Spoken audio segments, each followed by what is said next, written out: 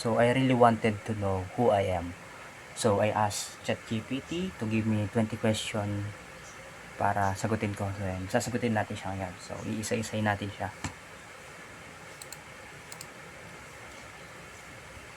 So first question, what kind of love would you make you feel? Didn't waste my time here. This tells me what successful are means to you. So for the question number 1, what kind of life would you make you feel? As long as may nakikita akong results, may nakikita akong improvement sa mga bagay na ginagawa ko, at the same time it can help someone or other people na mas ma-overcome yung mga situations nila. Kaya as long as may nakikita akong result, may nakikita akong natutulungan, is hindi ko na-feel na sinasayang ko lang yung oras ko. So number 2, what experience has shaped you more than any other? Siguro yung situation ko nung kabataan, from school to become an independent person. So way back when I was still a kid, mayaman kami noon. Then at the same time, dumating sa point na bigla kami naghirap. Then I learned how to be an independent person, from how to earn money. Yan. Siguro yun yung pinaka nag-shape sa akin na minulat talaga yung sitwasyon ko na hindi madaling kumita ng pera.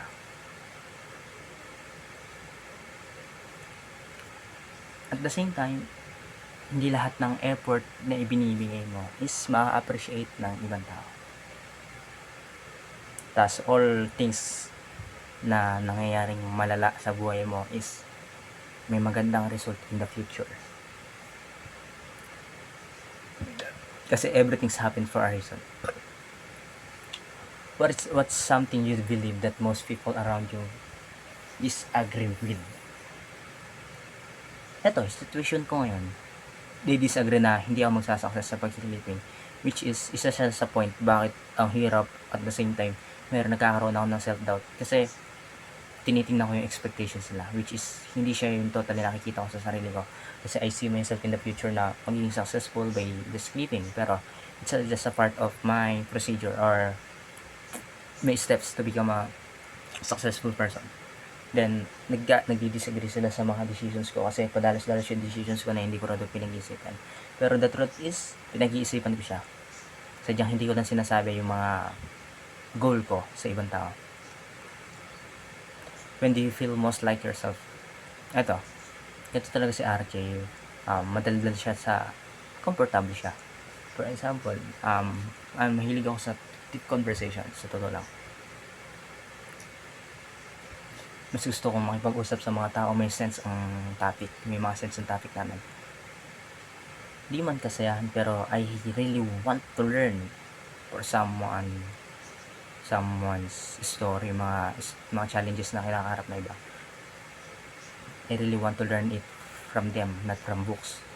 I want to hear, but I don't want to read. Hindi ko alam ba't ganun. Gusto ko marinig, pero ayaw, parang ganyan siya.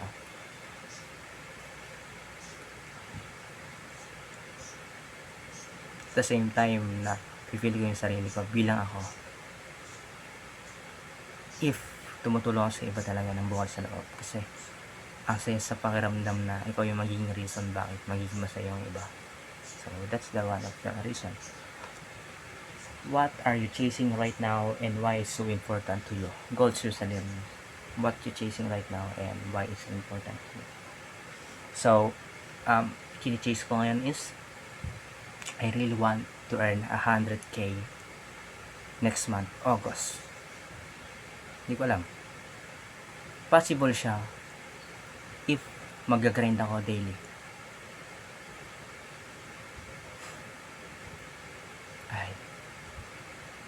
At the same time, I really want to prove it to myself that I can do things if ever na magko-commit ako.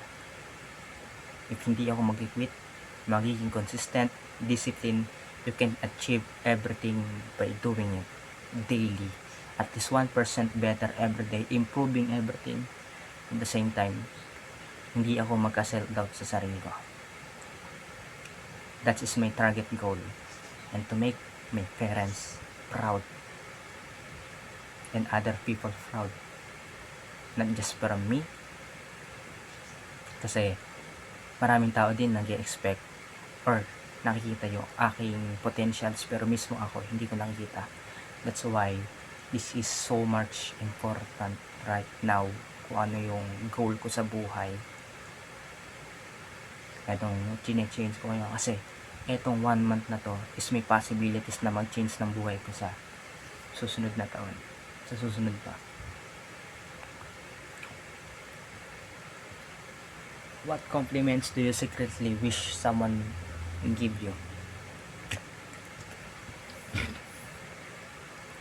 Siguro dun sa pagiging mabuting kaibigan or sa pagiging masipag. So kasi aminado akong kung titingnan mo ako sa pag-aaral is tamad akong tingnan kasi I focus on earning money kasi walang ibang magpapaaral sa akin. I'm an independent person, pinag-aaral ko yung sarili ko, pero nag-stop ako kasi gusto kong tulungan yung mga iba. Gusto mong tulungan si ate, gusto kong tulungan yung nanay ko. At the same time, I want to improve someone that you can earn money without having hindi ka nakapag-college. You can earn a lot of money or big money kasi I already nabukasan na yung isip ko sa pagiging empleyado. I work 9 hours job for 300 pesos. Then I put a lot of effort into it, pero bigla ko na-realize na, what about mag-focus kayo sa isang bagay na from the scratch ka na wala kang kikitain muna, pero lahat ng effort na gagawin mo is doon mo i-google, may possibilities ba na kumita ka ng malaking pera? That is the question that I want to answer while doing these challenges or this process.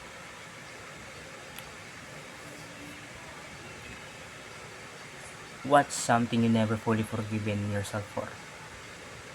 Ito, yung pagiging selfless ko. Masyado ko inaalala yung iba. To the point na yung mismo sarili ko hindi ko na inalala.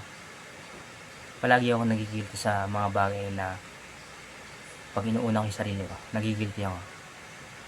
At the same time, nagigilty rin naman ako na kapag I really want to help someone pero hindi ko tinutulungan. Siguro, hindi ko pa pinapatawad yung sarili ko sa hindi ko alam, hindi ko siya ma-explain sa akin, pero may bagay na pinatawad ko na yung sarili at may mga bagay na hindi pa. If money wasn't a concern, how would you spend your days? Hindi lang problema yung pera, tumutulong ako sa ibang tao. At the same time, gusto kong mag-enjoy na kasama yung family ko na gumagala. Siguro baka may girlfriend na rin ako, pinurse ko na yung mga taong nagkagusto sa akin or nagustuhan ko. Pero because of the obligations, sinantabi ko muna lahat. I'm focusing on building myself and building success. I want to be a wealthy person right now. Sa totoo lang, meron akong nagugustuhan niya, si Sanchi. Aminado ako. Pero yung situation namin right now is nasa taas siya, ako nasa baba. Then I need to climb up first. Pero siya mismo yung bumababa. Kaso nga lang, ayaw ko nang ganun. I really want to spoil her, pero siya nag-i-spoil sa akin. We doesn't have communication right now kasi busy siya. At the same time, nagkakaroon ako ng mental struggle. Nagkakaroon siguro ng anxiety sa situation yan kasi nape-pressure ako kasi may target goal ako na possible, pero mismo ako yung hindi gumagawa ng paraan. So that's the reason I really want to earn some money. Pero kung walang pera, nag-i-enjoy ako ngayon, promise. Siguro nakakapag-focus sa mga bagay na kailangan ko pag-focusan. Nakakapag-aral ako ng matino. At the same time, nai-enjoy ko yung kabataan ko.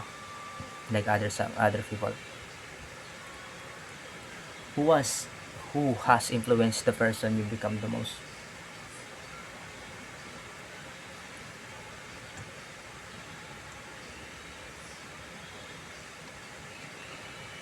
Sino ba nag-inspire sa akin?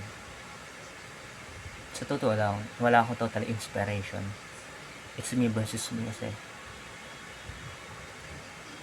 Pero kung titingnan natin is yung situations ng bawat isa na milyonaryo na or mga successful, kasi all of them overcome their challenges, which is yung kinakaharap ko ngayon. I want to overcome it also. I admire them sa pagiging matatag. And I want to be a part of it. Ganun, parang nag-lag to.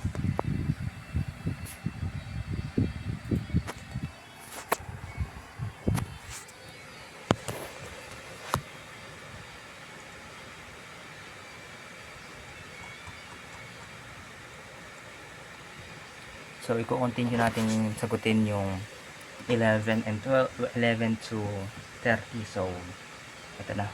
Sasagutin na natin siya. What is a lesson you learn the hard way pala?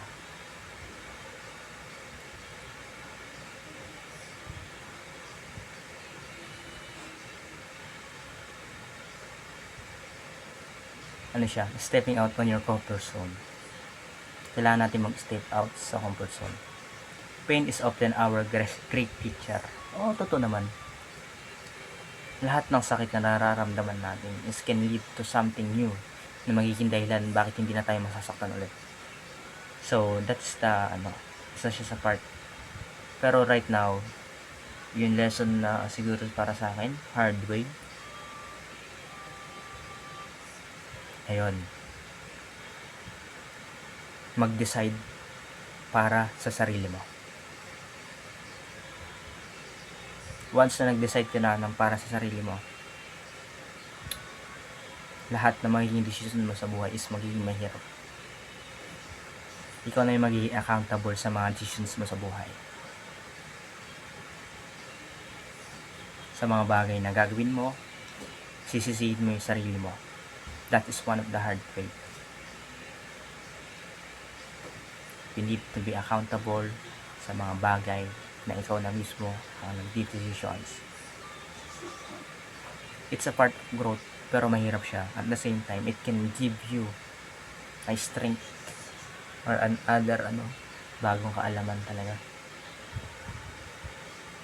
What do you think people misunderstand you?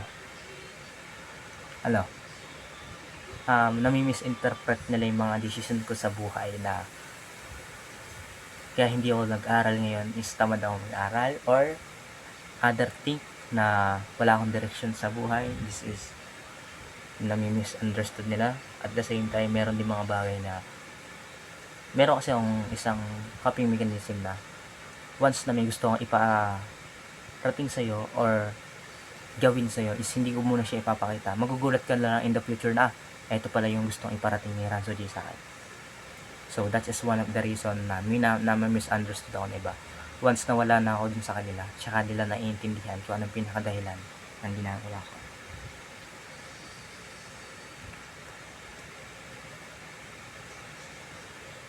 When was the last time you completely changed your mind about something important?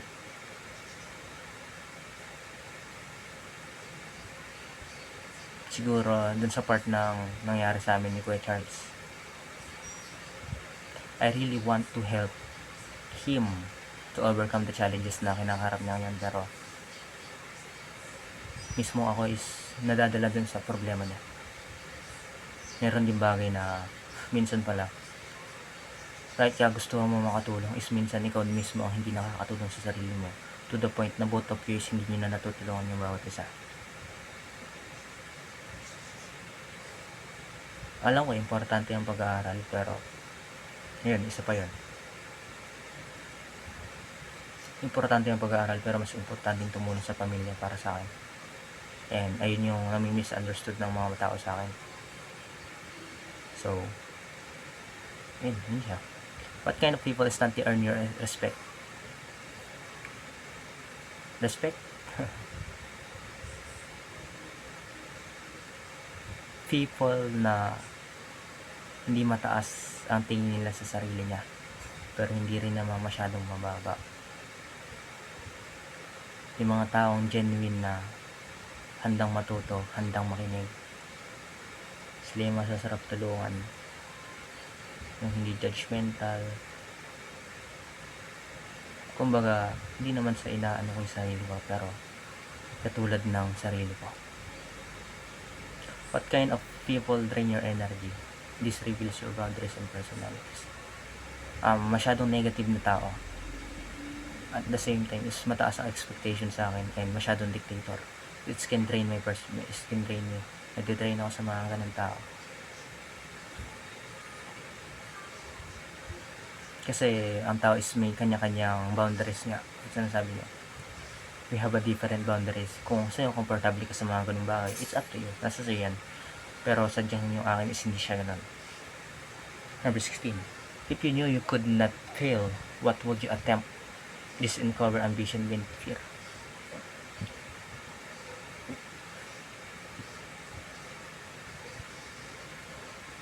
Mangungutang ako ng mahigit 1,000,000 or more than million pesos. Then I will invest it on land or apartment. Then paparentahan ko siya. If ganun lang kadili ang buhay, why not? Kasi I already have the idea on how to do it, but I don't have the money to do it. Wala din ako lakas na loob para gawin yun. Maybe ayun yun siya. Will that fail? Siguro pinurso ko na yung mga tao na gusto ko lang. Kung may pera lang. What is the biggest question you're trying to answer in your life right now? Is it possible to become a millionaire at the age of 21?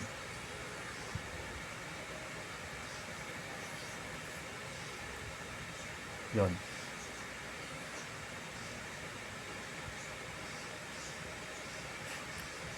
Tapos, kaya natin gawin lahat ng bagay just to be consistent. Nothing is impossible through God.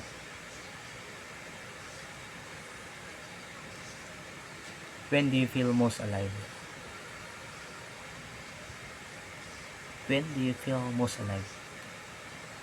Mas nabubuhayan ako once na may natutulungan ako. Sobrang saya sa pakiramdam kasi na may natutulungan kang tao.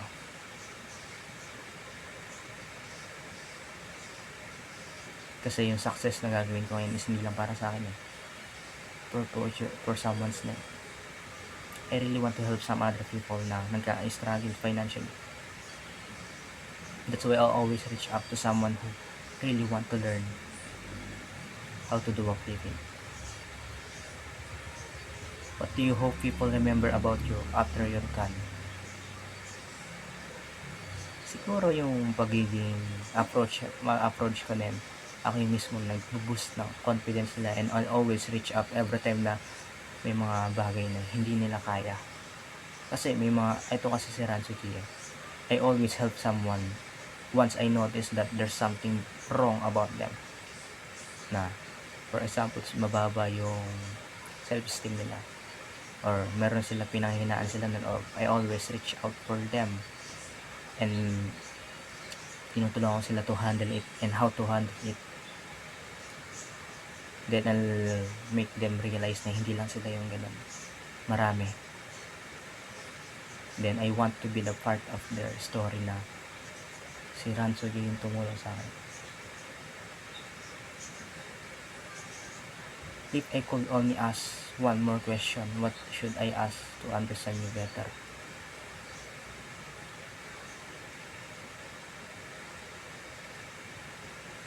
Siguro, nakikita mo ba yung future mo in the 10 years na successful na? That's it.